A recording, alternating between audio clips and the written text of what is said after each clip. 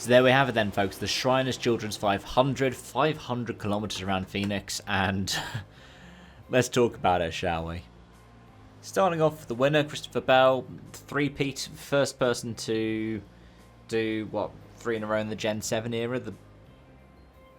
If he gets one next week, he'll be the first to do 4 in a row since Harvick in 2018. And it's weird to think that not only is it possible for a driver to be that dominant right now, but that is almost unparalleled in this next-gen era of NASCAR. I know Larson got close a couple of years back, right? But hey, it's really well done by Christopher Bell for that one. He had to fight off Larson actually towards the end, and as well as his teammate Denny Hamlin, who, I'm surprised that Coach Gibbs didn't go, hey, could you just not, please, just give us the space. I'm surprised that he didn't ask for that, because I would have thought that would be something worth asking for. But yeah, after that 31st Daytona, 3 wins in a row. Don't believe it's the Cup Series lead at the moment, at least according to what I'm seeing here on Wikipedia. But it was a good job by him nonetheless. I think one of the guys who also stood out for me over the course of this race was Josh Berry. I mean, in the late stages, he got 4th in the end. Buescher got a top 5 because Byron drove him very hard. Byron driving back from a penalty. All 4 Hendricks got into the top 10, as well as Kyle Busch and Zane Smith. It's a really good job by Kyle Busch there.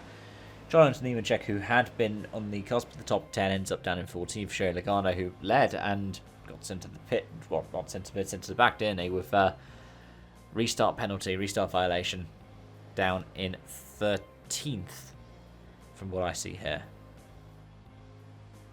But what also stands out for me is some of the, I guess, what I'd say what could have beens, like Ryan Blaney blowing a motor, the brake rotor going for Bubba Wallace and for Ty Gibbs. That's 2 of the JGR and Satellite 2311 having brake rotor failures, and it feels like it's quite regular for those 2 drivers in particular as well. I mean, it's on tracks that are a mile or shorter, usually where there's heavy braking. You need to figure out at that point, is it a setup thing that's causing these brake rotor failures, or is it a mechanical thing, or is it even just a driver thing and the driver is overdriving it and causing that to happen so often?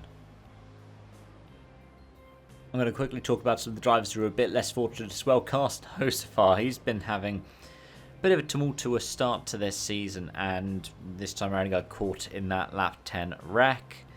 Daniel Suarez had been running well as the likes of Wallace around the top 10, cusp of the top 10, when he caught a spinning Catherine Legg.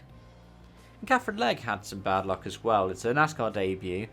As Eric Eastup was saying through the week, it's surprising they didn't pick, Cota. And Live Fast could have picked Cota. That would would possibly be more of the wheelhouse of Catherine Legg. But Phoenix with the choice. My local driver, I guess, in the Cup Series. Only, half an hour from where I've grown up. I go past Guildford quite regularly, and it's usually like the nearest major establishment for me. But yeah, it was a shame for her. It'd be great to see Catherine Legg back on a couple of other events, maybe. Like see her on a 1.5 miles, see her on a road course. But yeah, there were some drivers who had some good luck, some drivers who had some bad luck this weekend. And like I said, to round off, there were some drivers that had a quiet race. Chase Elliott is the more paradoxical of them because he got a top 10, but it seemed like a quiet race. Shane Van Gisbergen down classified as 31st. I mean, you can argue that Buescher did, and he managed to sneak through up towards the top, didn't he? Got a 5th, got a top 5, relatively quietly into that top 5. Chastain just outside the top 10 for a second week in a row. Eric Jones was battling away with his teammate to stay on the lucky dog, wasn't he? But in the end was in 18th. Gilliland was quietly towards 17th. But anyways, those are my thoughts and feelings. Thank you so much for watching and joining, folks. Let me know your thoughts in the comment section down below. If you did enjoy it, do hit the like button. If you want to stick around for more conversation about motorsports and sim racing, hit subscribe and hit the bell to be notified about any future uploads, be they these kind of long form videos, some shorts. I've got a couple of them coming out again soon, or live streams, which happen a couple of times a week. Till next time, it's bye for now.